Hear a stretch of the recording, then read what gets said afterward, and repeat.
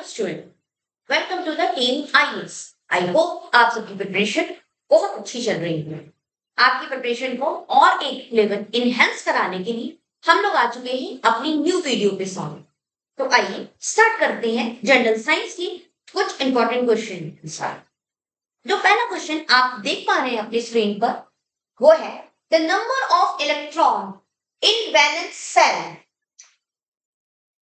The number of electron in valence cell is equal to किसके equal होते हैं? तो ऑप्शन नंबर 1 जो आप देख पा रहे हैं ए एटॉमिक वॉल्यूम के, बी पीरियड नंबर के, सी ग्रुप नंबर के या डी एटॉमिक मास के। आप वीडियो को पॉज करके अपना आंसर कर सकते हैं। ठीक है, इससे पहले मैं आपको आंसर दूं, मैं आपको कुछ इंपॉर्टेंट कॉन्सेप्ट से अवेयर कराना चाहती हूँ। फॉर एग्जाम्पल,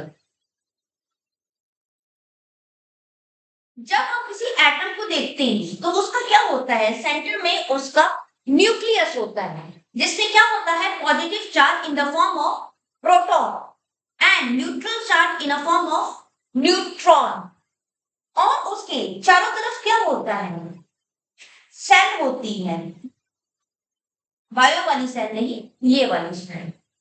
ठीक है, इसमें क्या प्रेजेंट होता है, इसमें प्रेजेंट होता है electron that is negatively charge.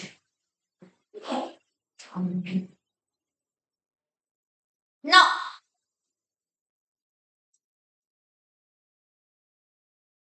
Valence shell क्या होती है, इस क्वेश्चन को जानने से पहले हम जानेंगे वैलेंस सेल क्या होती है।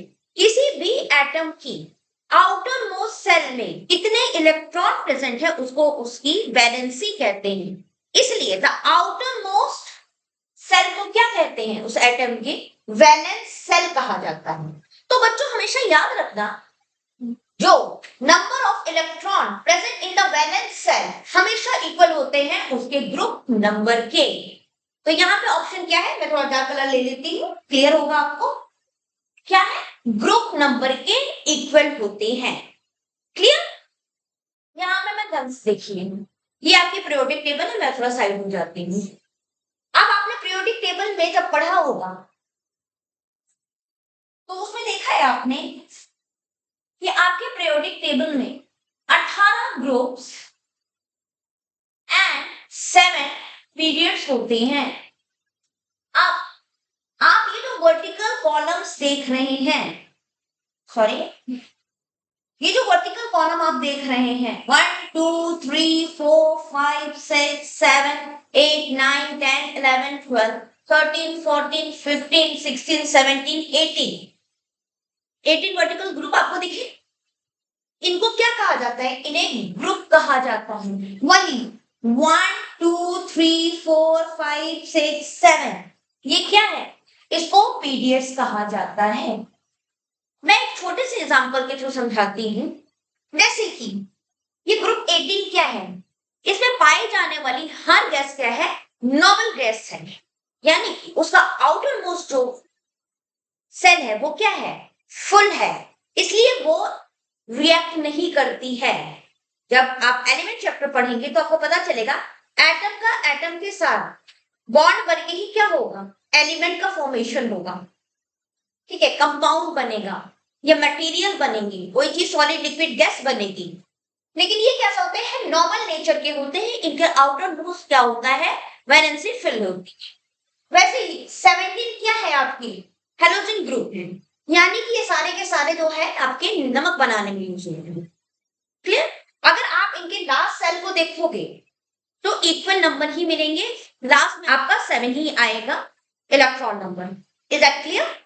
आते हैं नेक्स्ट क्वेश्चन की तरफ।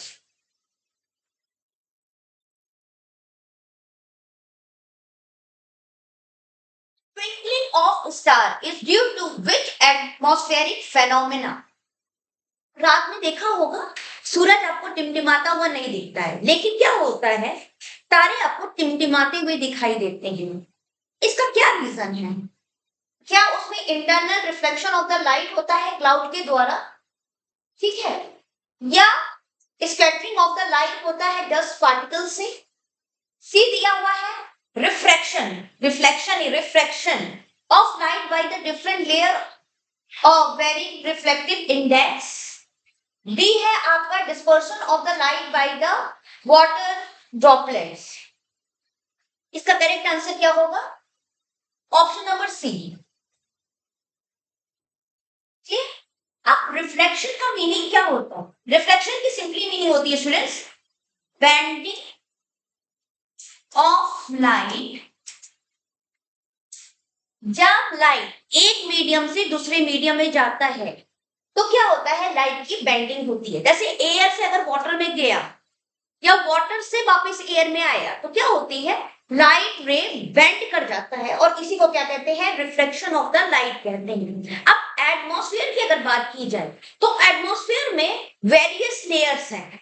एटमॉस्फेयर सिंगल लेयर का तो बना नहीं है, इसमें कई लेयर्स पाई जाती है और हर लेयर का क्या होता है? रिफ्रैक्टिव इंडेक्स जो है डिफरेंट होता है. इसी कारण क्या होता है? स्टार से लाइट सीधी ना आके, ये स्टार है आपका मान लीजिए, ये मैं थोड़ा बेटर बना देती हूँ. I am not so good in drawing but I will try for you.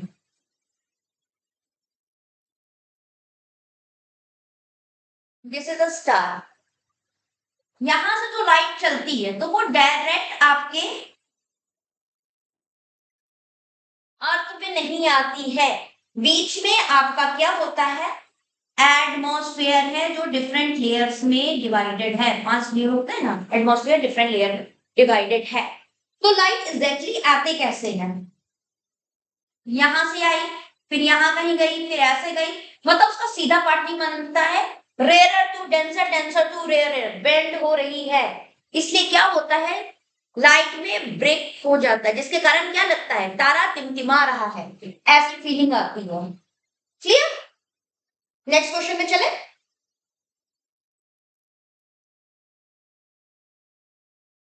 ना इजी क्वेश्चन है, मैंने इससे पहले के वीडियोस में भी आपको बताया हुआ है. आते हैं ह्यूमन आई की तरफ. The image form on the retina of a human eyes is, कैसा बनता है? ये आपकी आई लेंस है, मैं एक फिगर बना रही हूं. ये रेटिना है, क्लियर? और ये कोई इमेज है, ये कोई व्यक्ति यहाँ पे खड़ा है और ये कुछ भी है. तो इसका इमेज आंख में कैसा बनेगा? इसका इमेज हमेशा छोटा, रियल और इन्वर्टेड बनेगा. कैसा बनेगा? कितना बड़ा आदमी हो, देखिए आंखों में कितना छोटा सा समा गया. तो कैसे इमेज बनेगा? हमेशा रियल, इन्वर्टेड और यहाँ पे एक और फैक्टर ऐड कर दूं मैं, स्मॉल. वास्तविक उल्टा और छोटा बनेगा. ध्यान रखिएगा इस बात का. और कहां बनेगा? ये भी बात ध्यान रखिएगा, रेटिना पे बनेगा. अगर इमेज रेटिना से पहले बनती है और इमेज रेटिना के बाद में बनती है तो क्या हो जाएगा? विजन डिफेक्ट होगा. Question number 4.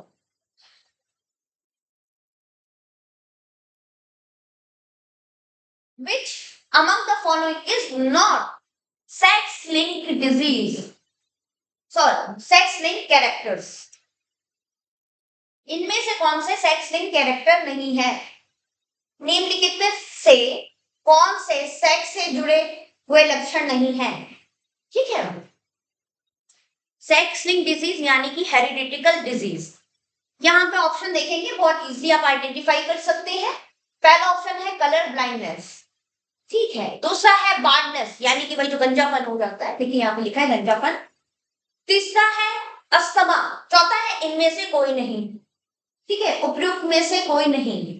सिंपल है, आइडेंटिफाई आप कर चुके होंगे अभी तक.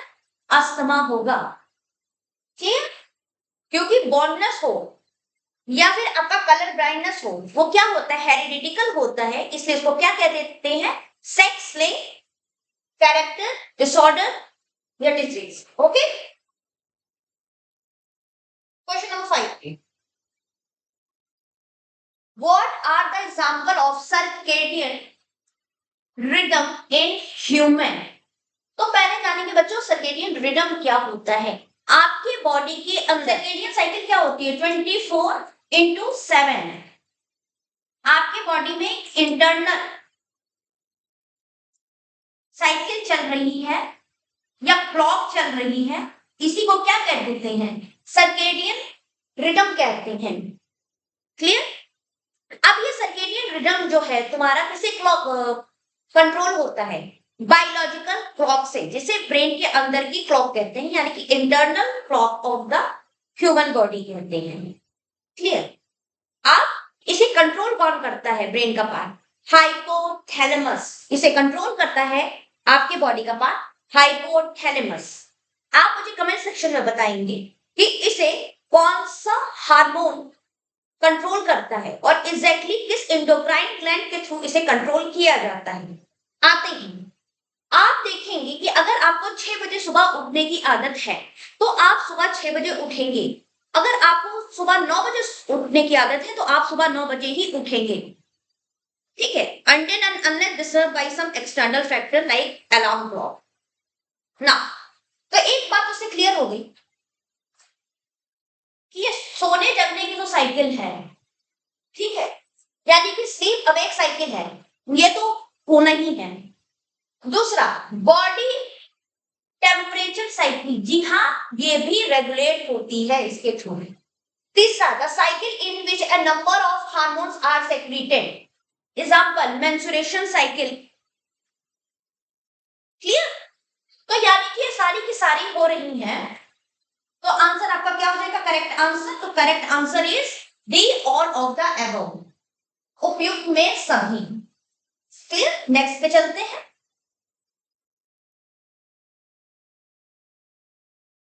The ethanolic acid is the main constituent of which of the following substance? सबसे इजी क्वेश्चन आया हुआ है बीपीएससी में। विनेगर, सिरके में।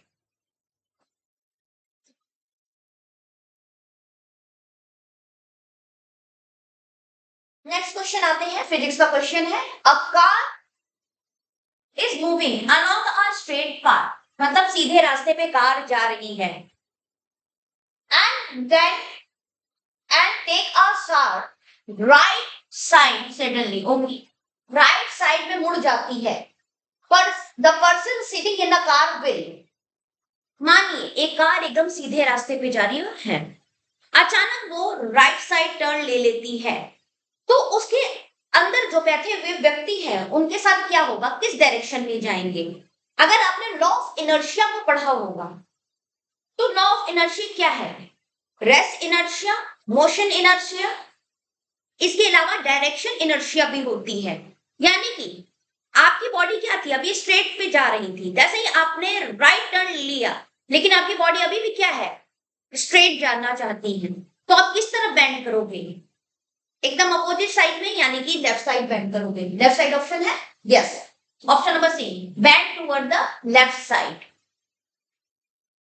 ध्यान रखिएगा, अगर आपकी गाड़ी सीधी जा रही होती है और लेफ्ट साइड शार्प टर्न लेती, आप बॉडी का बैलेंस बनाने के लिए क्या करते? राइट साइड झुकते। Clear students? नेक्स्ट क्वेश्चन पे चलते हैं।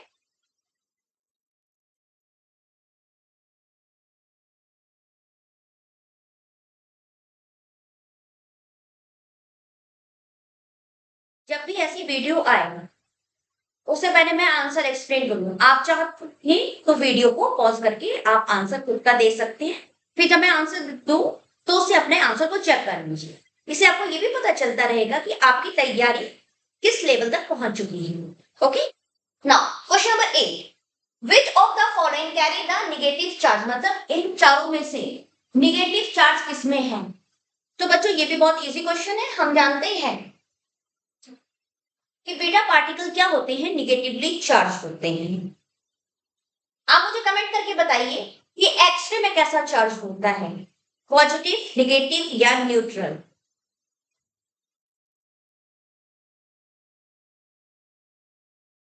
Nine, which among the following are the main constituent of brass? तो ब्रास क्या है? एक एलॉय है। और ब्रास किससे मिलके बना हुआ है? जिंक एंड कॉपर से। तो यहाँ पे करेक्ट आंसर क्या हो जाएगा? Option number D, zinc and copper, जस्ता और तांबा।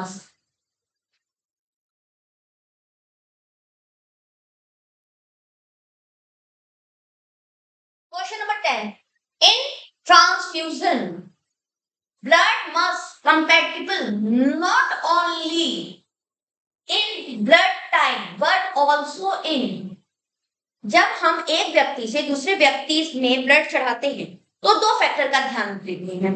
एक, वो किस ब्लड ग्रुप का है, दूसरा वो पॉजिटिव ब्लड ग्रुप का है या निगेटिव ब्लड ग्रुप का, यानी कि RH पॉजिटिव है या वो RH निगेटिव है। ठीक, तो एक क्वेश्चन पूछ रहा है कि ब्लड ग्रुप टाइप कितने टाइप के होते हैं, ए, बी, ए बी एंड ओ, यही 4 ब्लड ग्रुप के टाइप होते हैं। और एक बॉम्बे ब्लड ग्रुप होता है, वो एक्सेप्शन है। ठीक है, यही 4 टाइप के होते हैं। इसी में पॉजिटिव हो जाएगा तो ए प्लस, निगेटिव हो जाएगा तो ए निगेटिव। यानी कि अगर RH फैक्टर प्रेजेंट होगा उस एंटीजन के साथ तो वो क्या हो जाएगा, ए पॉजिटिव बना देगा। सो वैसे ही B positive, A B positive, O positive है। ठीक है, अगर RH फैक्टर नहीं प्रेजेंट है तो उसको क्या मान लिया जाता है, RH negative blood group. Clear, जैसे A negative, B negative, A B negative, O negative. यानी कि दो बातों का ध्यान रखना है ब्लड चढ़ाने से पहले। पहला, ब्लड ग्रुप टाइप कौन सा है, दूसरा RH फैक्टर। तो यहाँ पे आंसर हो जाएगा RH फैक्टर।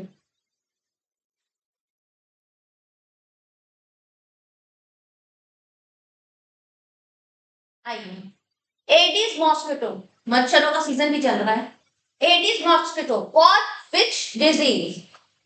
ठीक है, एडिस मच्छर के काटने से कौन कौन से डिजीज होते हैं, क्वेश्चन ये पूछ रहा है आपसे। तो आपको ऐसे मालूम ही है कि डेंगू तो होता ही है, यानी कि ऑप्शन नंबर 1 तो एकदम करेक्ट होगा ही।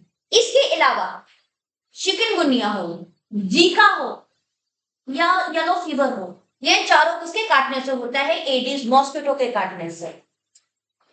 स्क्रीनशॉट लेके सेव करके रख लीजिएगा। क्लियर, इस बात को ध्यान रखिएगा कि एडिस मॉस्किटो के काटने से ये चारों डिजीज होते हैं।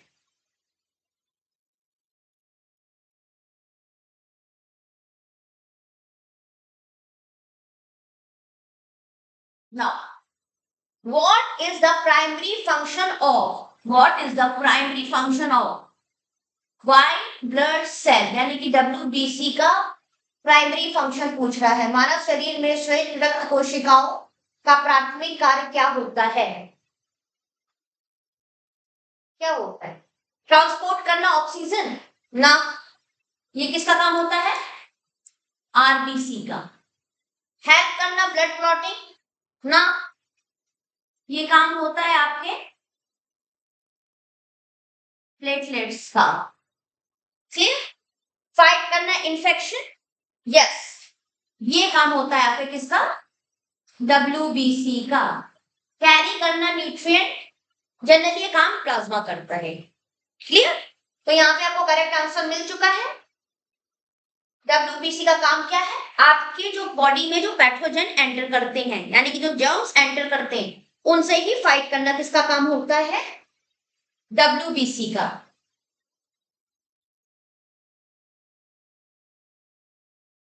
Now, next question. Which of the following is major greenhouse gas? Major greenhouse gas. क्या वो नाइट्रोजन है, ऑप्शन नंबर बी क्या वो ऑक्सीजन है, ऑप्शन नंबर सी क्या वो मीथेन है, ऑप्शन नंबर डी क्या वो आर्गन है। तो अगर यहाँ पर ऑप्शन में CO2 होता, कार्बन डाइऑक्साइड, तो आंसर क्या हो जाता आपका, कार्बन डाइऑक्साइड। लेकिन इसमें कार्बन डाइऑक्साइड है नहीं, तो यहाँ पे सेकंड नंबर पे कौन आता है, सेकंड नंबर पे मीथेन आता है। तो यहाँ पे करेक्ट आंसर हो जाएगा ऑप्शन नंबर सी, मीथेन। यहाँ पे आप देख लीजिए एनसीईआरटी का है ये, कि 60% ग्रीन हाउस गैस क्या होती है, global warming, carbon dioxide. Second number पे कौन है 20% के साथ, methane.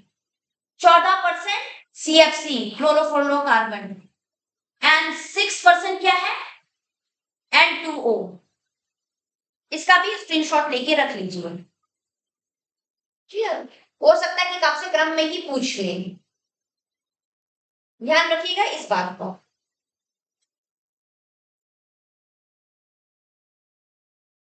Question number 14, the unit of electric current is. Unit of electric current किसको कहा जाता है? वन लाइनर, एम्पियर,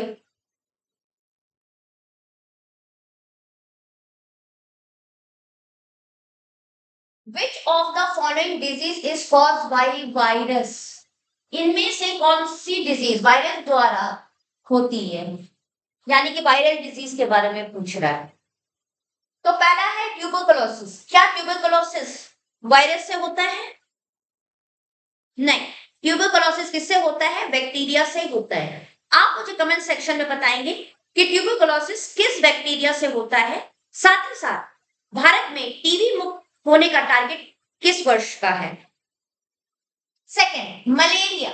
क्या मलेरिया एक वायरल डिजीज है, यानी कि वायरस के द्वारा होता है? नो। मलेरिया कैसा है? प्रोटोजोआ के द्वारा होता है। प्लाज्मोडियम एक प्रोटोजोआ है, यानी कि ये कैसी डिजीज हो गई? प्रोटोजोअन हो गई। पहली क्या थी हमारी? बैक्टीरिया से होता है। दूसरा किससे होता है?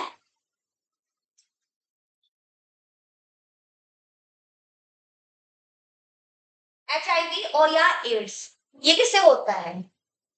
ये तो भी पहले ही शो कर रहा है। ये क्या है? वायरस से होता है। आंसर हमें मिल चुका है, आंसर होगा सी।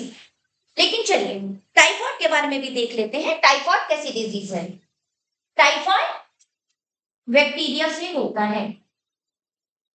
आप मुझे कमेंट सेक्शन में बताएंगे कि टाइफाइड और ट्यूबरकुलोसिस किस टाइप के बैक्टीरिया से होता है। क्लियर?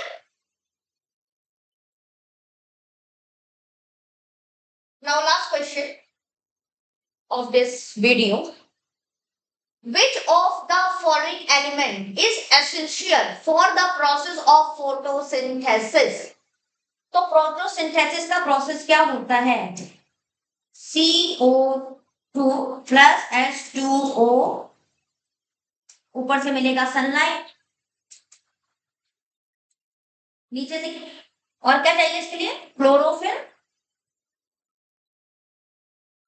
क्या बनाएगा? ग्लूकोज बनाएगा, मतलब प्लांट का खाना। C6H12O6 प्लस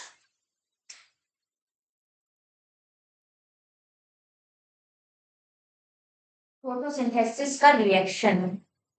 ठीक है, आई होप कि आपको दिख रहा हो।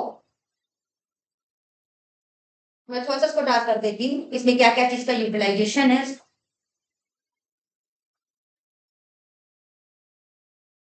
नहीं, आप पूछ रहा है कि कौन सा एलिमेंट एसेंशियल है प्रोसेस ऑफ फोटोसिंथेसिस के लिए। क्या इसमें आपको कहीं पे भी नाइट्रोजन दिखाई दे रहा है? यानी कि नाइट्रोजन नहीं है, तो यानी कि नाइट्रोजन तो कट गया। ठीक है। दूसरा, ऑक्सीजन। ऑक्सीजन तो उसका क्या है? बाई प्रोडक्ट है। बीपीएससी में पूछा गया है कि फोटोसिंथेसिस रिएक्शन का बाई प्रोडक्ट क्या होता है, तो क्या होता है? ऑक्सीजन होता है। तो यानी कि यहाँ पे ऑक्सीजन भी कट गया। सी एंड डी, क्या आपको कहीं हीलियम दिखाई दे रहा है इस पूरे रिएक्शन में? नहीं, तो मतलब हीलियम भी नहीं होगा। तो सीधे आपको आंसर मिल गया है कार्बन डाइऑक्साइड, क्योंकि अगर कार्बन डाइऑक्साइड प्लांट नहीं लेगा तो वो अपना फूड प्रिपेयर नहीं करेगा। फिर इस बात को ध्यान में रखिएगा। तो इसके साथ आज के 16 क्वेश्चन कंप्लीट होते हैं। आई होप कि जो हमारी वीडियो लाने का एक छोटा सा प्रयास कर रहे हैं हम लोग, वो आपकी प्रिपरेशन में हेल्पफुल प्रूफ। आप लोग जब इसका आंसर दिया करें तो स्लाइड को रोक के अपने से खुद ट्राई कीजिए, उसके बाद आंसर पे जाइए। इससे क्या होगा कि आपकी तैयारी बेहतरीन से बेहतरीन हो। आप मैं आपसे विदा लेती हूँ, मिलेंगे हम लोग नेक्स्ट वीडियो के साथ। इसके लिए please subscribe to our YouTube channel team IAS का हमेशा प्रयास रहेगा आपकी तैयारी को सफल से और बेहतर बनाना। Thank you.